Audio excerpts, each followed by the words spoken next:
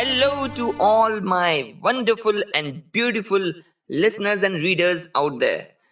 A sweet, sweet hello to all of you. And welcome into the world of The Alchemist Reads. We are a book review podcast where we review books so that you may know which books to read first and which books to read later, and mostly how to go about reading these books and when and how to enjoy them also. So many things all rolled into one. Now, I dedicate today's podcast and the book to be reviewed to all the CAs, chartered accountants, CSs, company secretaries, MBAs, taxmen, and the economists out there. Today's book in review is a VIB. Yes, a very important book, not just because of its highly respected, much sought after, nearly worshipped, and supremely honored academic gold standard economist writer. Whoa, what an introduction! Who also writes with real numbers and not just dry, constipated academic theories, but he is an original thinker in the field of economics as well. Who's he? Well, he's the one and only Mr. Thomas Piketty. But like I said, this book is a very important book.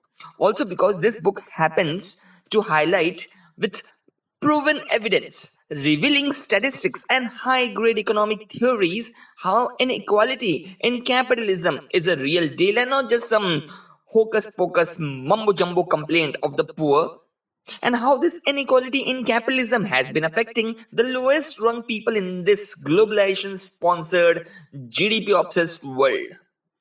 And my dear readers, as you might have guessed by now, the name of the book is Capital in the 21st Century, a 696 page book published by Harvard University Press in March 2014. And there is one more appealing quality of this book. It's written in a style which will help all the intellectuals to dive into it and come up with pearls of wisdom. But it will also allure the young generation with its many references to pop culture by quotes including in the book ranging from The Simpsons show and many other Hollywood movies and English songs too. And if this French economist, Mr. Thomas Piketty, doesn't win a Nobel Prize in economics for all the wonderful things he has done in economics and for economics, then I'll say it will be a bad, sad loss for the Nobel Prize committee and not for Mr. Piketty per se. I guess so, cause covering and bringing together such high caliber truth revealing data for the US and other handful of countries using their tax returns all presented in this book is a major mighty achievement overall. Now, the whole book announces many claims, things that this book has settled once and for all without any counter argument needed against it. And it has done so, using all the reams of data and stacks of proof claiming its main bottom line theory that the way capital is handled by powerful authorities in every powerful position these days has indeed become very destructive in nature. But before we get into this long list of claims asserted in this book, let's make it clear for our dear listeners the book's central thesis. When the rate of return on capital is greater than the rate of economic growth over the long term, the result is concentration of wealth in the hands of the few, and this unequal distribution of wealth causes social and economic instability throughout the country. Now, borrowing from this central thesis arrives the first claim. Thomas Piketty says that income inequality has risen sharply since the late 1970s, with a particular dramatic rise in the share of total income going to the very highest earners. Yep, guys, the trickle down economics has now become a facade, an illusion in today's capitalist world. Yep, as you have understood, the rich are becoming richer and the poor are staying poorer. That's how the world is working currently. It's not just a man's world, it's a rich man's world. Now, carefully listen to this one piece of a mind blowing statistic from the book. That 60% of the increase in the US national income in the 30 years after 1977 went to just the top 1% of earners. This is not just simply hilarious, it's unacceptable. 1% of the population is earning more than 60% of the total national income. Whoa! And wait for it, there is something more. The only section of the US population that has done better than this particular top 1% is the top 10th of that 1%. Yes, The rich among the richer are now becoming the richest. Oh, these are remarkable numbers. Like I said, it's unacceptable. This is wrong. This is really wrong. Now, Piketty goes on to show that this dramatic rise in income inequality hasn't happened in all the rich economies and countries, and oddly, does not really have much to do with capital itself. Even in the US, it has been driven by soaring salaries at the top end of the pay scale, not rising incomes from capital. For example, the many CEOs of big companies, banks, corporations with their highly ludicrous salaries and obscene bonuses parted to them is once again unjust to others, but it's happening unstoppable, non-stop continuously. Claim 2. Piketty believes this trend towards greater wealth inequality is very likely to continue because the returns from capital are likely to grow faster than the economy itself. And as we all know, faster than the owners of that wealth are likely to be able to spend it. Yes, it's a good problem to have more money and not knowing what to do with it, not knowing how to spend it. Yeah, even I like to have that problem in my life someday. And this is what you call the central contradiction of capitalism. Way too much money in the hands of the few. This is mind boggling. And this central contradiction of capitalism, which is to say, once gets cemented, once gets constituted in the system, capital reproduces itself faster than output increase. And all this simply means is that once the boss hires his employee, he then stands to make more money in 3 months than what he would have to pay to his employee in the whole course of year, obviously taking advantage of his employee's labor. And the boss could then invest this money that he has made in different schemes and places, which could get him more capital, would then end up help him end up making more money than what he pays to all his employees in a year. This is insane. One guy is making lots and lots of money based on his employees' sweat and hard work. But that's how the system is these days. Everything is stacked against the poor person. The rich are really reaping all the rewards, all the benefits. And my dear lovely readers and listeners, this is where a question might have popped up in your head while listening to this podcast. How come the rich are making more money, getting more income from just investing rather than producing or manufacturing something real and physical in the world?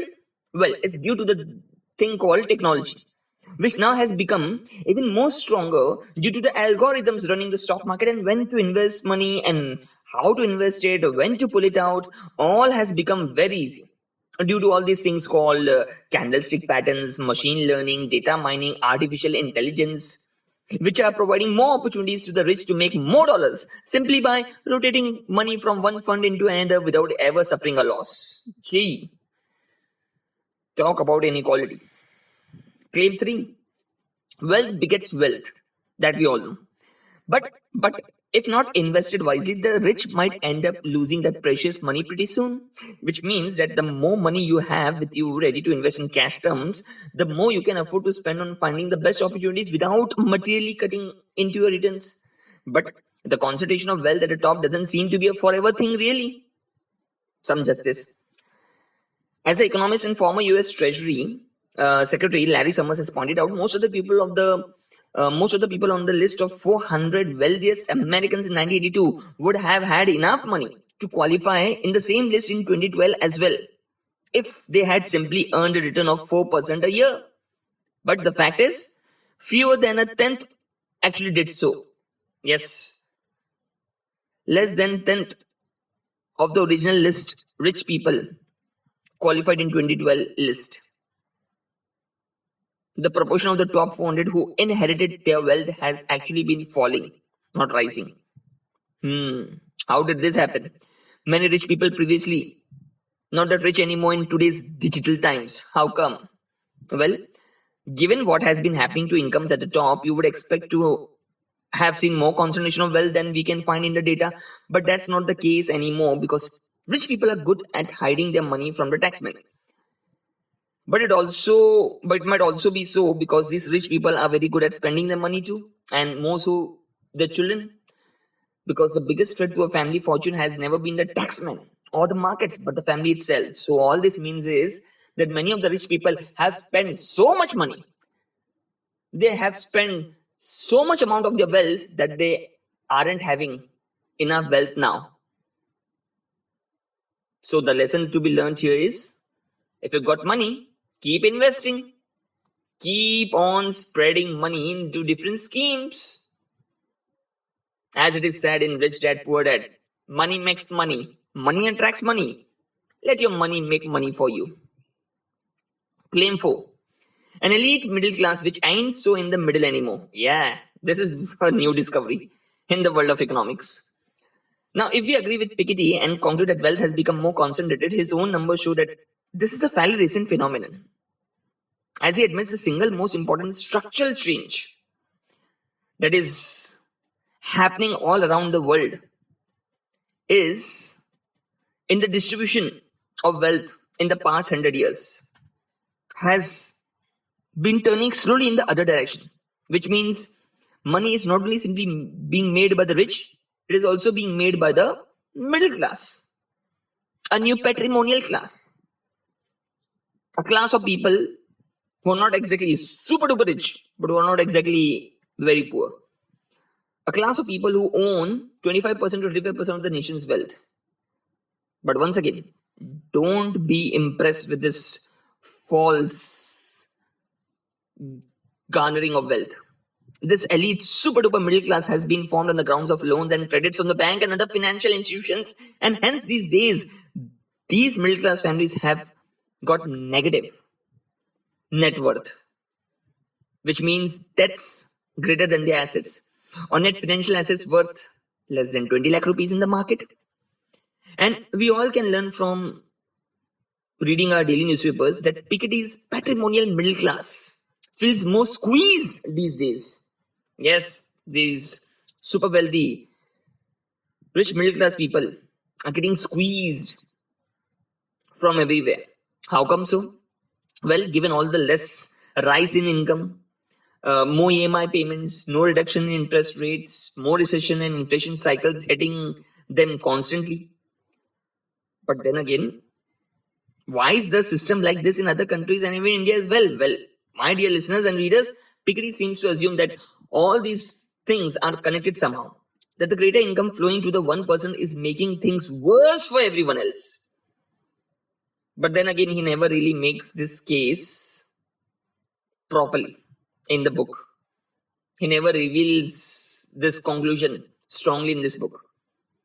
He just simply shies away from this fact that the 1% rich people of the country are now harming, hurting the rest of the people in the country.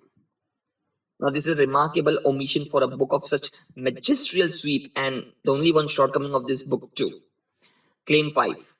The free market idea always suggests that high incomes at the top did not have to mean low incomes at the top. Yes, once upon a time, economics was pure. The rich will earn, so will the poor. Now, to ensure growth in the economy, the message went that you had to give the wealth creators the incentive to increase both the pie and their slice of it. Economics still believe that, though only up to a point. So, what happened? Why isn't there much fairer income gains for the poor as well? Well, government are to be blamed. Many governments love playing around with currency manipulations, hedge funds, new credit monetary instruments for borrowing and lending of capital from one country to another, from one bank to other banks in different countries, investment of sovereign funds of a country, investing in startup ventures, seeding them with insane valuations within a couple of years of their functioning, and also the near complete collapse of the global economy in 2008 economic recession, the financial crisis. All these events, things have hurt the middle class and poorer sections of the economy dearly. But the government isn't concerned with that, sadly. Claim 6. The need for a progressive annual global wealth tax of up to 2% combined with a progressive income tax reaching as high as 80% to help reduce inequality. Whoa, 80% income tax. That's a sixer. That's home run. Although we all know such a high tax on the rich and the powerful would be highly impossible politically speaking. But then again, without this much needed tax correction, Piketty predicts a world of low economic growth and extreme inequality. His data shows that over long periods of time, the average return on investment outpaces productivity based income by a wide margin. Example, Warren Buffett. Look at that guy. He just simply makes tons and tons of money without producing or manufacturing anything. He simply invests in shares, in funds, in bonds, and ends up making lots and lots of money. That's how the new economic system is. It's not based on manufacturing per se. It's much more based on rotating money from one hand to another, from one scheme to another. Piketty sees a clear difference between the wealth creators and the asset strippers, between the fat cat rentier capital that devours the future and more socially useful capital of the entrepreneur. Overall, Piketty deserves a huge credit for kickstarting a fiery debate among the people about inequality and eliminating the distribution of income and wealth. But when it comes to the forces driving growth and wealth accumulation in our modern economy, what he has probably done most to bring out into the open is our collective ignorance and confusion about how finance works, which is even more of a commendable and laudable job because we, the people of the country, should be aware, should have knowledge as to how our new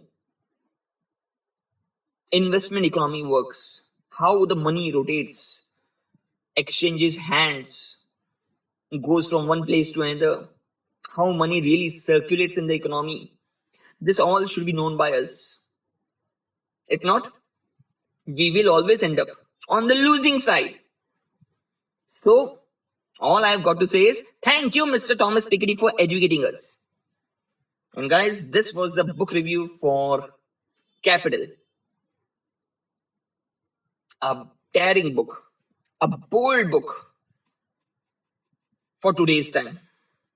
This book indeed will show you exactly what capital can do in the 21st century. So, guys, if you come across this book, don't doubt, don't think twice, just pounce on it, buy it, go home, read it, and hopefully you'll understand it. So, see you guys next time for the next book review. Do tune in. Okay, see you guys. The Alchemist has left the building.